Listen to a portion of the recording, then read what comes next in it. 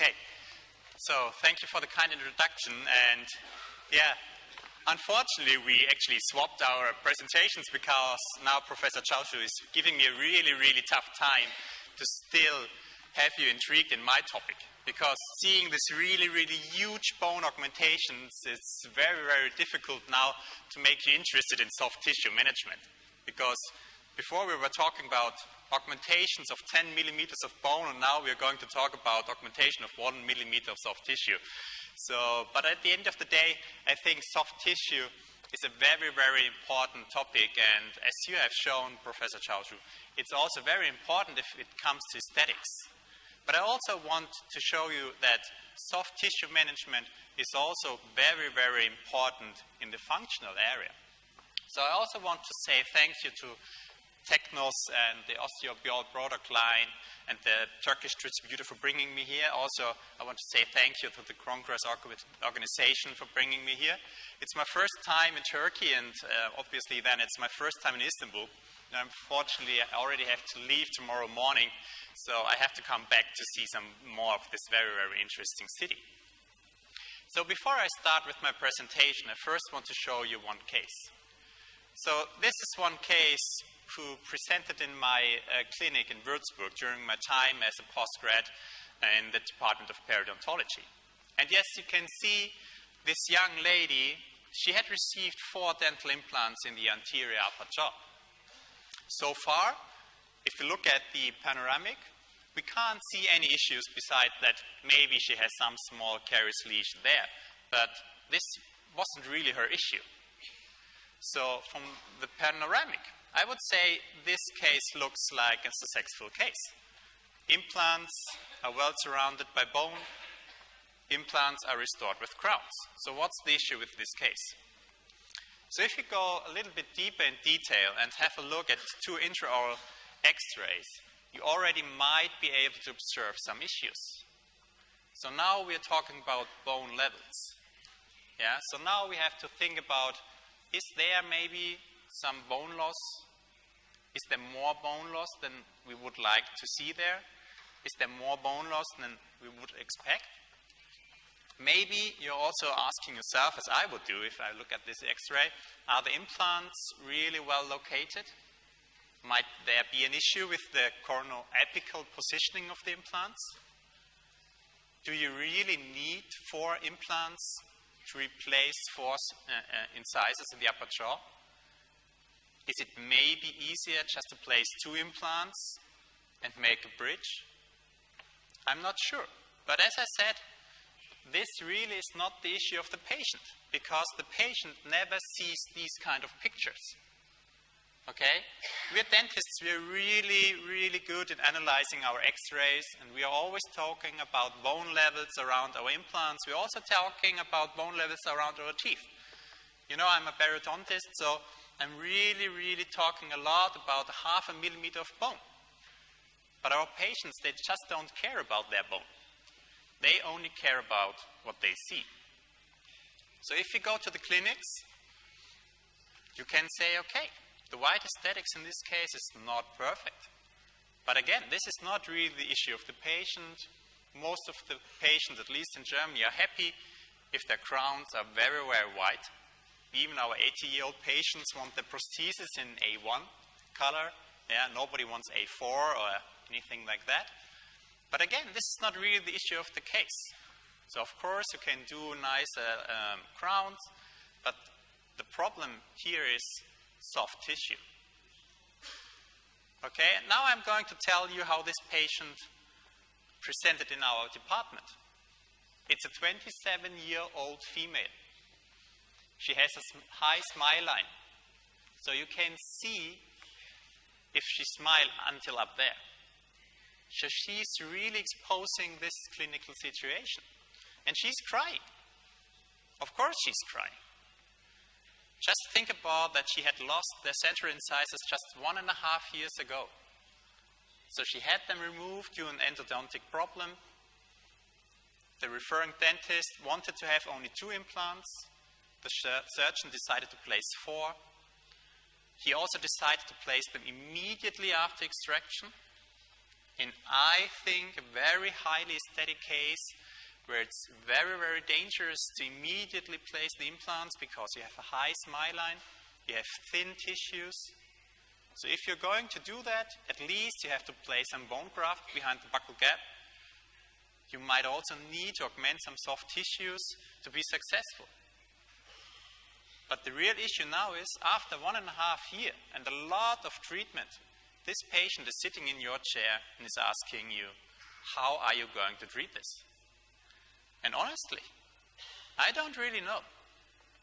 Yeah? If I see these kind of recessions around teeth, I'm very confident to achieve 100% of root coverage. But if this is happening about dental implants, I'm not so sure. So what I tried is, I tried the tunnel technique, minimal invasive flap design, no vertical releasing incisions, connective tissue grafts on both palates, really augmenting the whole area. And to tell you the truth, it didn't change anything. So after a 2.5-hour surgery, maybe some pain from the harvesting of the connective tissue graft on the palate, it didn't really change anything for the patient. So, and this is what Professor Chaushu also said, we need really, really predictable treatment approaches, and we need them to be long-term stable. And remember, the patient doesn't really care about their bone levels. She really cares about her smile line, about the red aesthetics. So she cares about soft tissues. So today I'm going to present you 3 different topics. We're going to start in the aesthetic zone before we are going to go further into the functional area. So we are going into the molar area or the premolar area. And at the end, I also want to show you some interesting ideas about how we can use collagen matrices in clinic. So, going to the aesthetic zone, and I want to ask you 2 questions, and I'm going to try to answer these questions from a biological point of view. So, which parameters actually define the height of the interproximal tissue? And there's no difference if it's around implants or around teeth. So there are 3 major points besides, of course, implant positioning, implant design, prosthetic restoration. But from a biological point of view, these 3 points are defining your interproximal tissues. So one point is the height of the interproximal bone of the adjacent tooth. So you will often hear people telling you that as long as you go immediate and you immediately restore your case, you are going to keep the papilla. But to tell you the truth, it's not the prosthetics and it's not the immediate implant. It's the neighboring tooth. So as long as your neighboring tooth has an intact periodontium, you're going to get a good papilla. So also soft tissue height over the bone, I think, is genetically determined, so we really can't change anything about that. But what we can change is the periodontal biotype. So the periodontal biotype does really make a difference.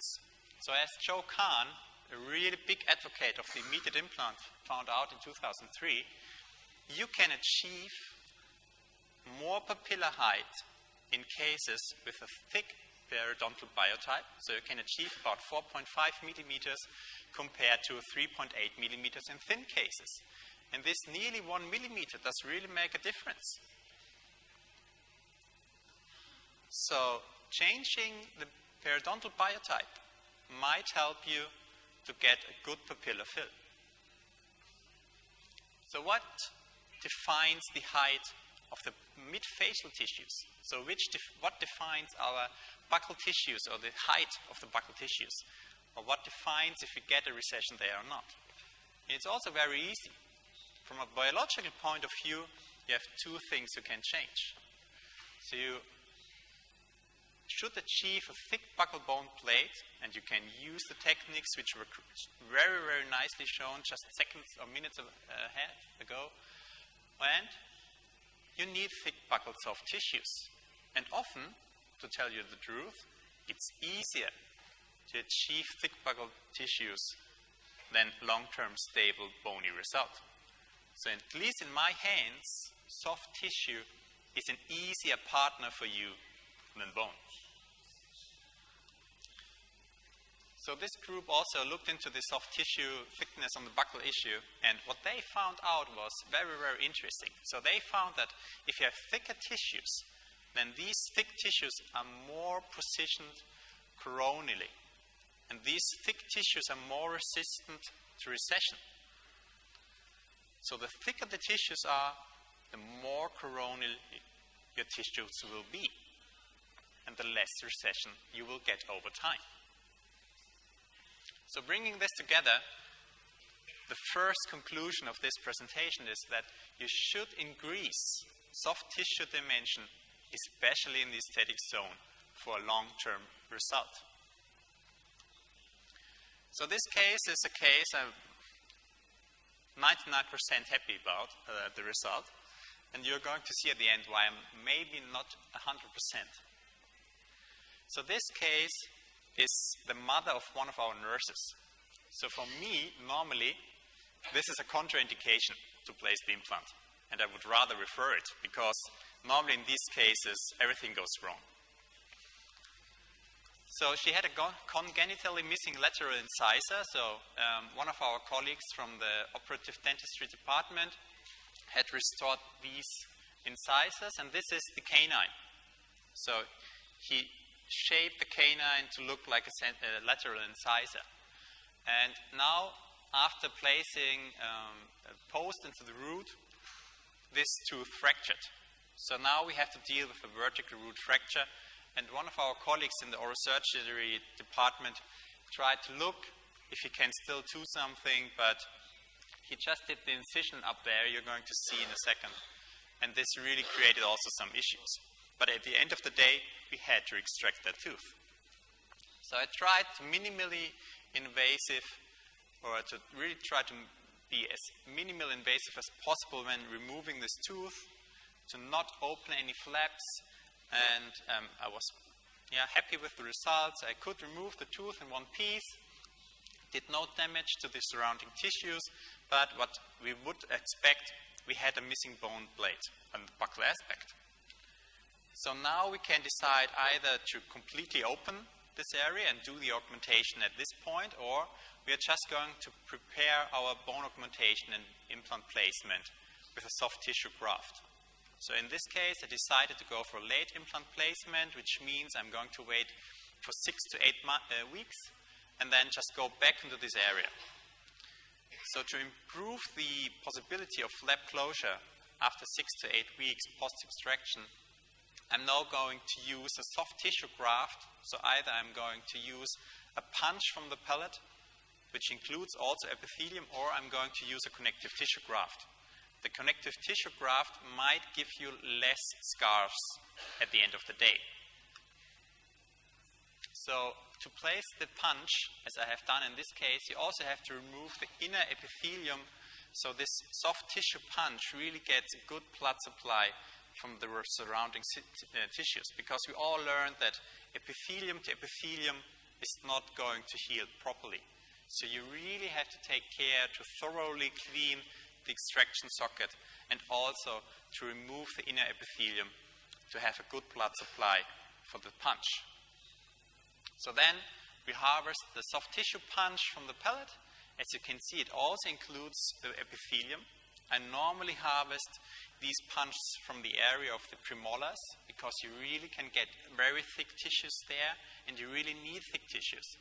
So this punch should be at least 3 to 4 millimeters in thickness, and it should be about 1 millimeter thicker or wider than the orifice of the extraction socket. So because it's wider, it's going to really perfectly fit into your extraction site. So it's going to fit like a cork into a bottle, and because of that, it's going to heal good. So if it's too small, you're not going to get any blood supply from the lateral side. And remember, or just be careful, you're not going to get any blood supply from underneath, because there the blood clot is dealing with itself. It's not going to help you with this small punch. And this small punch is just going to get any blood supply from the lateral walls. Then we use microsurgical sutures. So this is 7.0 and this is 6.0, not to interfere with soft tissue healing. This is also the buccal point of view. And this is then the healing after 10 days. And here you still can see the scar from the incision. And I think the punch is well incorporated. And now we just have to wait 6 to 8 weeks and then we go back. And this now is the situation 8 weeks later. And I can tell you that now it's very easy to do the bone augmentation, to do the implant placement if it's possible, because now you have a lot of soft tissues in the coronal aspect. Because if you're doing the bone augmentation and you have thin tissues there, you're going to get problems with dehiscences.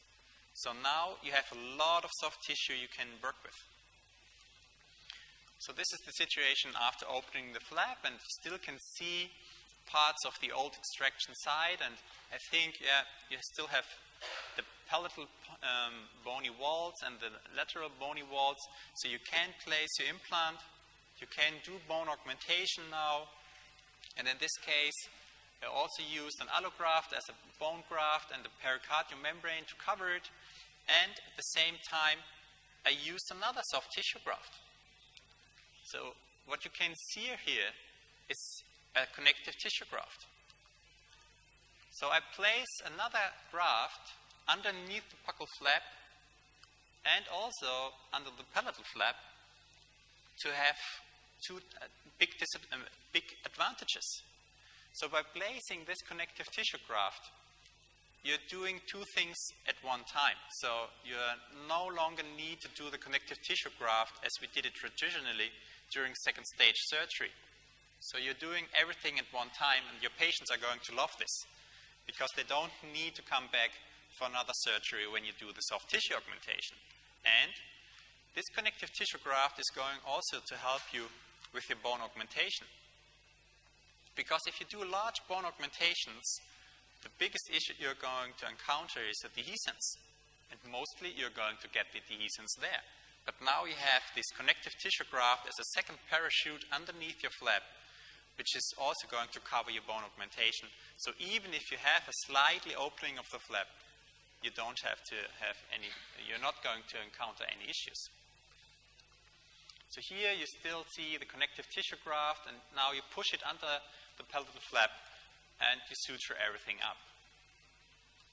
This is then healing after 7 days. I think it's a pretty good result so far. Of course, you're still seeing this incision from the apicoectomy down there, but I think, yeah, you don't have any dehiscence and it's going to heal properly.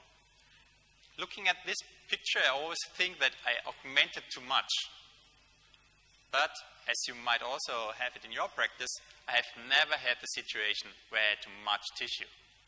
So after waiting another 5 months, it looks like this.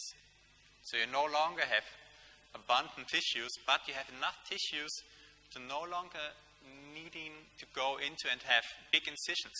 So now you can just take a biopsy punch for the second stage surgery. You can use a coarse diamond to remove a little bit these scar tissues. Yeah, this is some issue you might see if you're doing this punch from the palate. And this is the situation directly after second stage.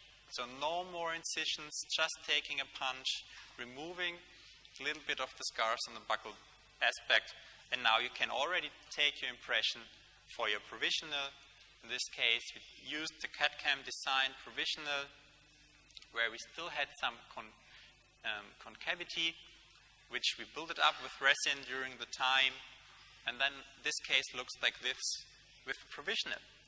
And now you can really easily shape your soft tissues with the provisional. At this stage, you still have too much soft tissues in height. So you can push it a little bit further to the buccal. And as you reach a symmetrical point of view or a symmetrical shape between the central incisors, you now can use an individualized impression coping to transfer the situation you have built up with the professional for your lab technician, so he really knows how to shape your abutment and how to shape your crown. So this also is soft tissue management. It's not just augmenting it and placing grafts there, it's also shaping the emergence profile and helping your lab technician to know how to place your, form your crowns. So this is the situation where we started, and this is the final result after 1 year of treatment. And now you still might be able to see some small scars. And this is also what Professor Chaoshu said before. If you're doing incisions in this area, you always will see these incisions. And this is the remnant of the punch we did from the palate. So in this case, now I would do a connective tissue graft because this is going to give you less scar tissue. So going to the functional area. And there we always have one big discussion in Germany. Do we really need keratinized mucosa around our dental implants? And this is really always a big topic. And it's always a big topic also in the European or worldwide congresses. So if you go to Europerio or to the EAO meeting, there's always going to be one session focusing on the necessity of keratinized mucosa around your implants. So the group around Klaus Lang, a very famous researcher and lecturer, they did a preclinical study in dogs. So what they did is they used 6 beagle dogs. They removed the premolars and the first molar in the lower arch. And on one side, they completely removed any keratinized tissue. And on the other side, they maintained it. So what they created is one side without any keratinized tissues, and on the other side, they still had 6 to 8 millimeters of keratinized tissue.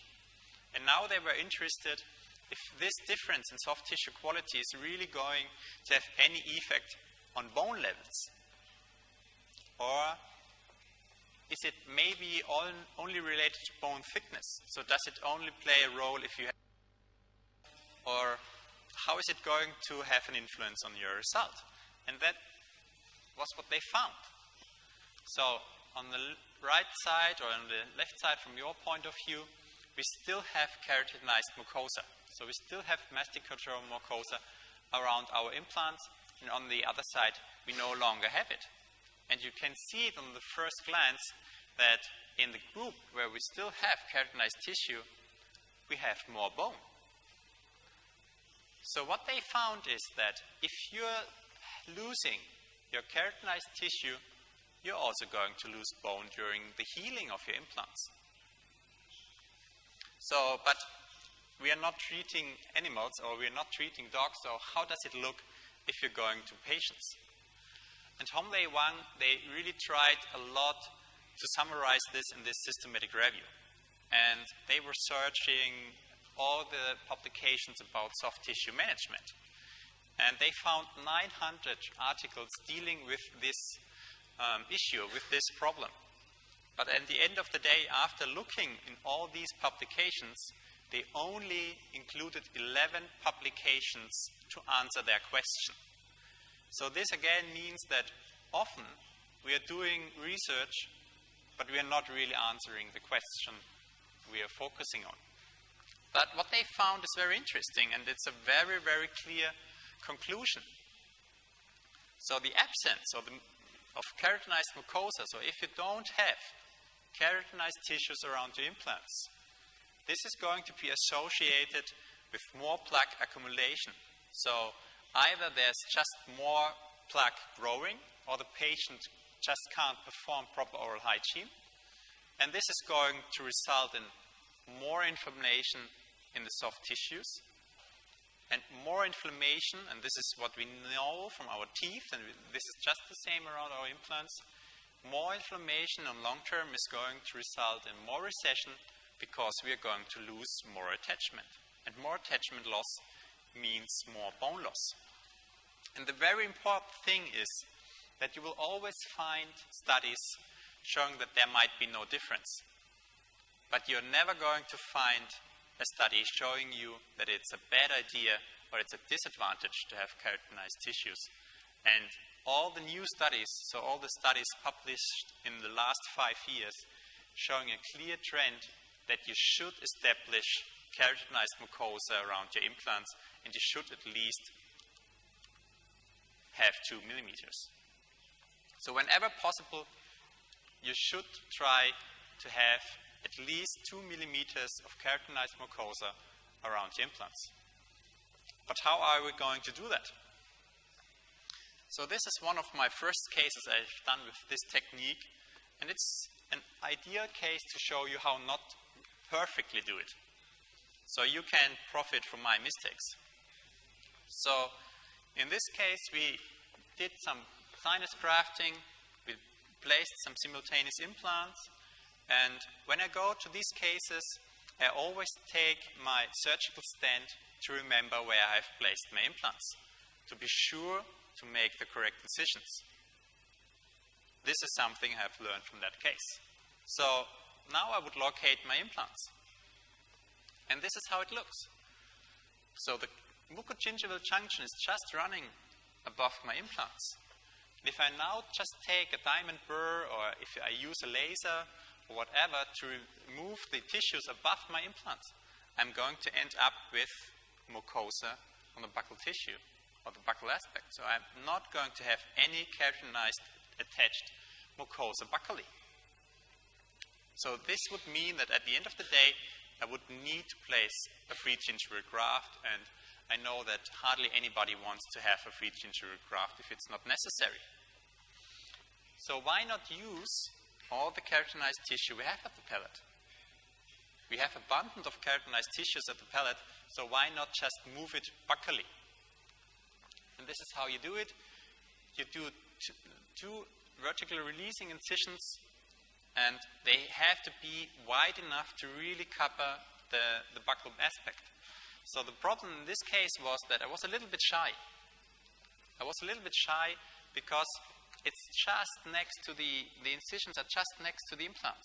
I should have gone a little bit wider to have more tissues to work with.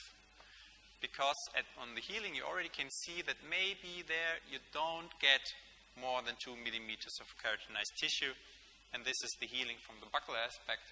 And you might already see that, yeah, it might be 2 millimeters, but it might also be less.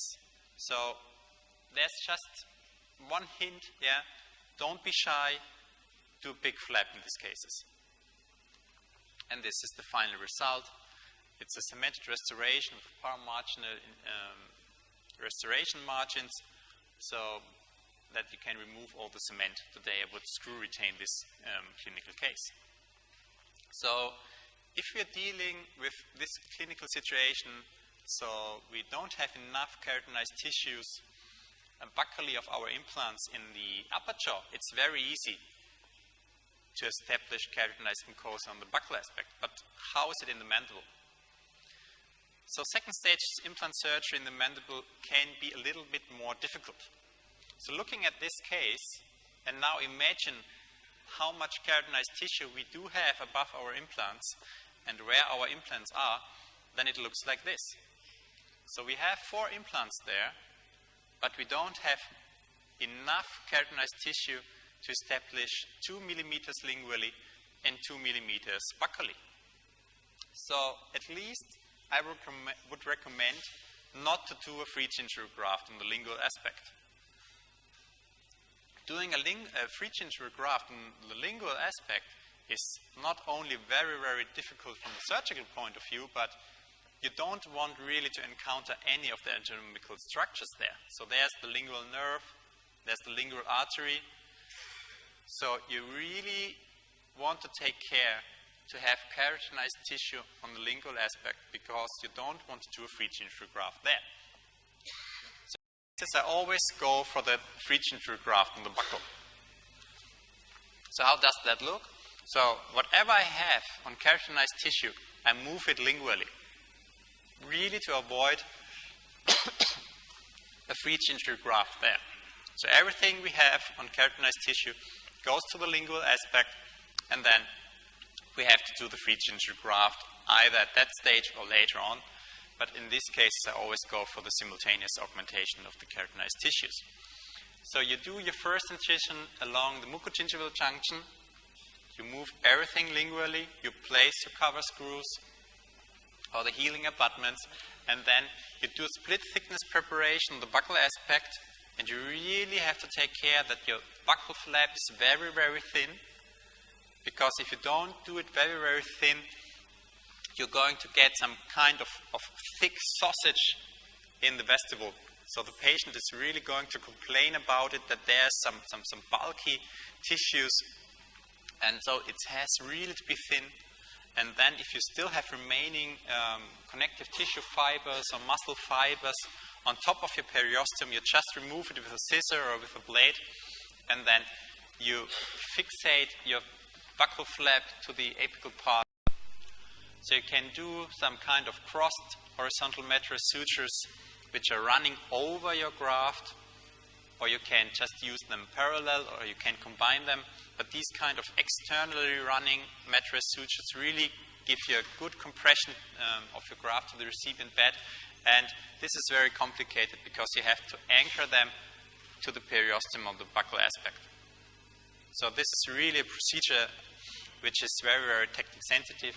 But if it works very well. So this is the clinical situation just after 5 days. So it's a very good healing, 10 days.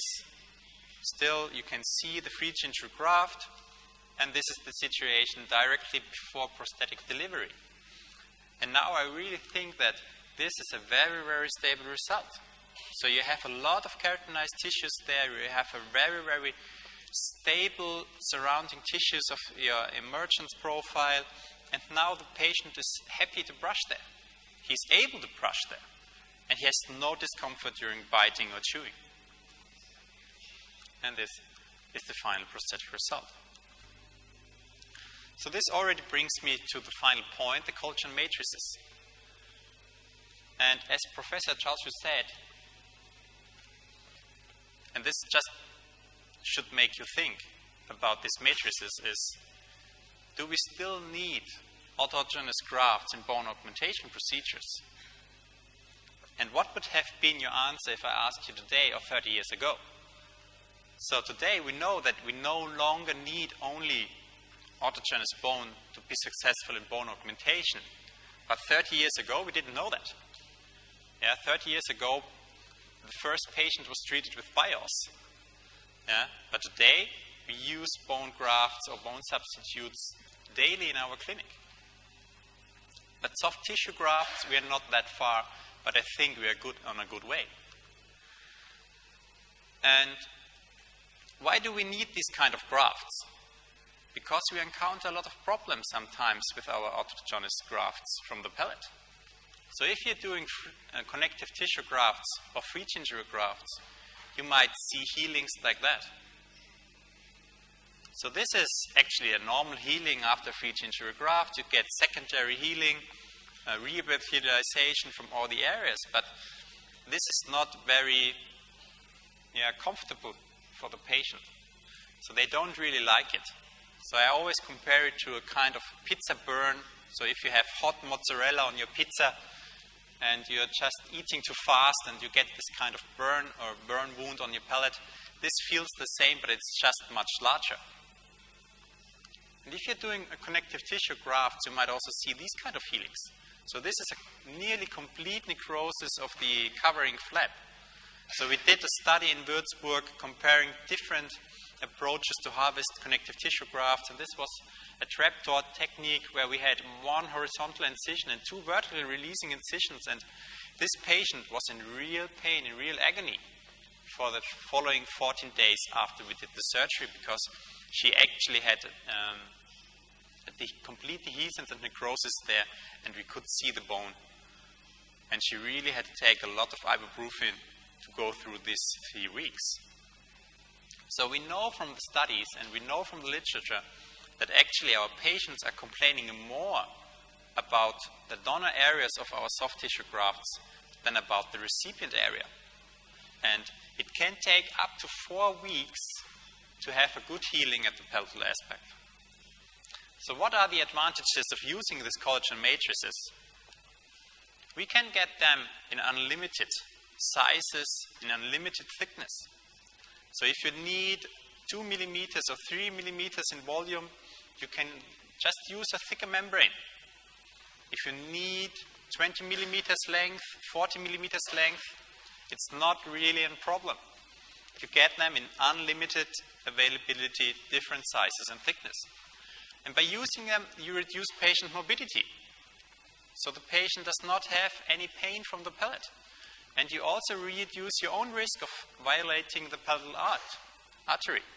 So this is also something we don't really want to encounter into clinics, that we violate the palatal artery and have a major bleeding there. And something which is very interesting also from a financial point of view, you reduce your treatment time by approximately 15 to 20 minutes. So in this 15 to 20 minutes, you already can treat the next patient. Of course, which is a disadvantage, you have to charge your patient for the material. So today, I'm just going to focus on one material because I really think it's a very good material.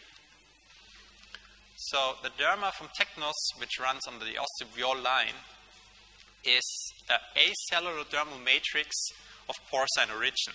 Of course, I know that especially in a country like Turkey, this might be a problem, but as I have heard today in the taxi, it really depends on the patient, and it really depends on the dentist. Maybe there's going to come another product which is not of porcine origin. It's 100% non-cross-linked collagen. So non-cross-linked in soft tissue augmentation is very important, because if it's cross-linked and it's not very well done cross-linked, then cells are not going to like it, and you're not going to get proper soft tissue healing. The manufacturer says that it's resorbable within 3 to 5 months. I think really it depends on the thickness you're going to use and the size you're going to use. So the thicker the material, the longer it's going to last. And I would say sometimes you're actually going to find some remnants even after 6 or 7 months. But we don't really care, because we are using bone materials which are going to stay there forever. And these materials are really going to resorb over time. You get them in different thicknesses, and you really can get it in different sizes, and you can easily adapt it to any defect. So this is a scanning electron microscope picture of the surface of this material. I've done these pictures during my time at the Eastman College in London. You still can see the hair follicle of that membrane. So there was a hair before the pork died, and you now can see the very, very nice rough surface. So the rough surface is going to be ideal for cell adherence. So cells are easily going to attach to this. And if you go higher in magnification, 1,000 times or 5,000 times, you really can see the intact collagen structure, all the collagen fibers, which are still native and unchanged. And if you go up to 20,000 times of magnification, you actually can see the nativity of the collagen fibers, because you can see the debanding. So this is these lines within the fibers. This is called the debanding, and this really shows that you are having native structure there. So because it's such a good native structure, cells easily will attach to that one, to this structure, and really easily will grow in it. So, but of course, we need to know what the literature does tell us about this product. And we have done a case series using this material. So we did 6 cases with a total of 28 recessions. We used a modified tunnel technique. So again, we tried to be as minimal invasive during this procedure as possible, and we waited for 6 and 12 months. So after 6 months, or after 12 months, we had a mean root coverage of about 60%, which is pretty okay. It's not as good as with a connective tissue graft, I have to admit that. But at that time, we still had to learn how to use it. We had a reduction of about 50%. In about half the cases, we achieved complete root coverage. And we did not gain keratinized tissue. But as I said, at that time, it was the first time we used this material, so we didn't really know how to use it. So we used the thick one, so the one which is thicker than 2 millimeters, and I think for recession coverage you should use the thinner one, the 1 millimeter thick material. And this is because the 2 millimeter thick material is just too stiff and you can't really suture it. So and this is much easier if you take the thinner one. And we also tried to do the surgeries in Miller class 2 recessions, and I think this was too ambitious. So you should only use it in class 1 recessions. And how does this look now from a histological point of view? So how is it going to heal? Because we really want to know what's going to happen with this material over time. So our group again did this case series of this blood-mouth animal trial in dogs. So in this case we did the surgeries in 5 beagle dogs. We compared the derma with connective tissue grafts and we waited for 4 months. So 4 months in the dog is about 6 months in humans. So what we did is we did an artificial dehiscence defect on the buccal aspect. We placed a metal strip to avoid any soft tissue healing above this defect or any bone regrowth, and then we waited for the healing and went back into the defects, and on one side we placed a connective tissue graft and on the other side we placed the derma. And then another 4 months later we sacrificed the dogs and did the histological preparation. So what we found is pretty interesting because we hardly found any differences. Yeah, you still can see some remnants of the derma in this case, so these black lines are still remnants of the derma, but there's no inflammation in both sides.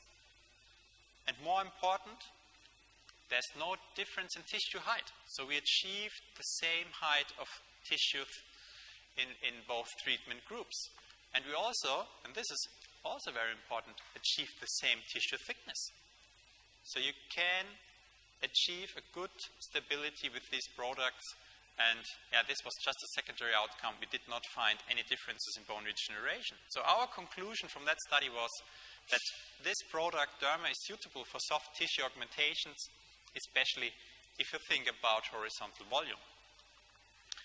So can you use it as a free gingival graft?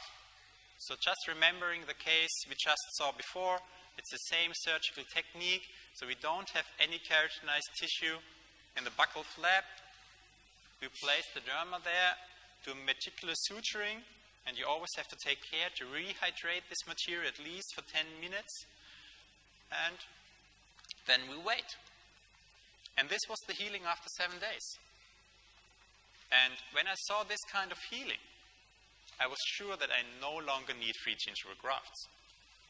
Yeah, I was very, very surprised, and I was very, very happy because I thought, okay, now we no longer need free gingival grafts. But unfortunately, this is the situation after 14 days, and this is the final result. So we did gain some keratinized tissue on the buccal aspect, but we did not gain as much as we would have gained with a free gingival graft. But remember, going back to biology, we did not have any keratinized tissues on the buccal aspect. So we removed all the genetic information for keratinization on the buccal aspect. And now we place a xenographic graft there. So this graft does not bring any genetic determination for keratinized tissue to this aspect. So we can't really expect a lot of keratinized tissues there. But knowing that, we just need to change our approach. So if you now have, let's say, a small strip of keratinized tissue or a small free gingival graft because you want to cover a huge area, and you combine it with this material, you're going to get a lot of keratinized tissue because you have the genetic information of your small free gingival graft and you have the space provision from the derma. This is a case from our study. I'm just going to go through very fast. Miller class 1 in recessions in the lower arch, very thin tissues, minimal invasive surgical techniques, or modified tunnel technique. Preparation of the tunnel, yeah, you really have to take care that you connect all the buccal pouches. Then placement of the graft, and this is the 2 millimeter thick one. And remember, I said, I think you should use only the 1 millimeter thick. Sorry, if you're doing recession coverage. So suturing, trying to really mobilize everything to a coronal aspect, healing after 1 week, and the final result compared to where we started. And of course, we were not really able to completely cover that area, but overall it's a very, very good-looking result. So you have gained a lot of soft tissue volume. So now you can be sure that this is going to last for a very, very long time because you have more resistant tissues there. You also can use it for second stage surgery. So we do often encounter the situation that if the patient comes in for the uncovering procedure, that we are looking for 1 or 1.5 millimeters of tissue volume. So would you now want really to go back and do bone augmentation there? Or do you really want to do a connective tissue graft in these cases? I would avoid it if I can. So by using this material, it can be a pretty good alternative to the connective tissue graft. So this is also a young lady, 24 years old. She had received this implant in the area of the first premolar. And now I thought, okay, why not trying to get a little bit more of curvature, especially in the coronal aspect? So after locating the implant, I did a split thickness preparation on the buccal aspect just to create a small pouch there. Placed the derma after rehydrating it, and then tried to cover everything. In that case, I did some kind of Palacci technique just to get some more tissues, especially in the distal aspect, because I would not achieve primary closure in this case if I did not rotate this palatal stay into the distal aspect. Microsurgical sutures to not really interfere with the healing. And this is the final result. So this is where we started, and this is the clinical situation after shaping the emergence profile with the provisional. And now we have a very nice looking buccal curvature. And this is the situation with the crown. So you hardly can see the difference between the premolar, which is a natural tooth, and the implant. And you can also use it if you just wanted to do a bridge.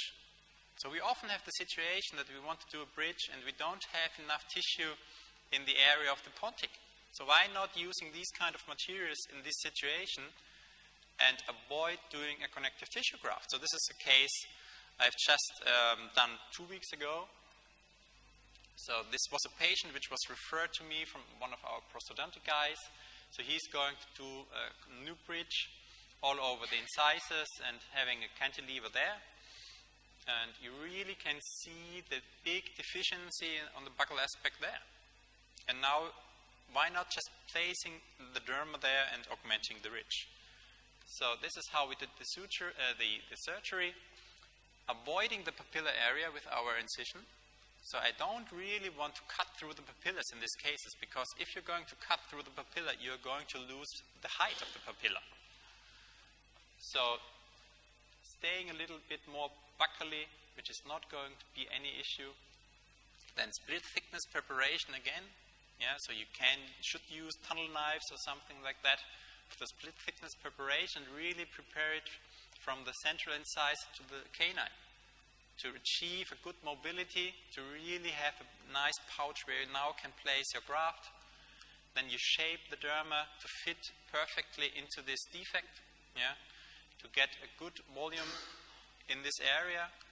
And nowadays I'm sometimes using hyaluronic acid to also get a better volume stability and to fasten the wound healing. And then you just place it into the buccal pouch.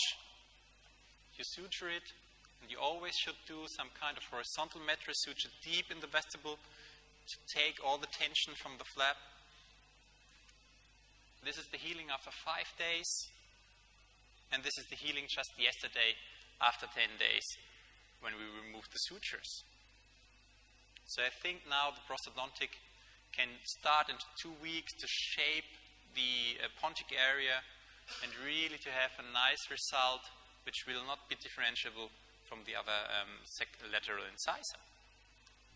So coming back to where we started with these collagen matrices, and I just want to raise the same question again, after we already have answered this question for our bone grafts. So do we still need autologous grafts if we do soft tissue augmentation? And I have to admit, yes, we still need it. We still need it because, especially in the area of free gingival grafts, we don't really have a valid alternative. So these materials do work there, but they don't work as good as our own free gingival grafts. But I think that collagen matrices, especially of dermal origin, can be used in specific indications. So whenever you can easily achieve primary closure, or you just aim for soft tissue volume, you easily can use these dermal matrices compared to connective tissue grafts. And we still need to learn more about these materials. So we still need to develop more of or different kinds of materials for different applications, for example, to replace the free gingival graft. And now I just want to thank you for your kind attention at that late hour.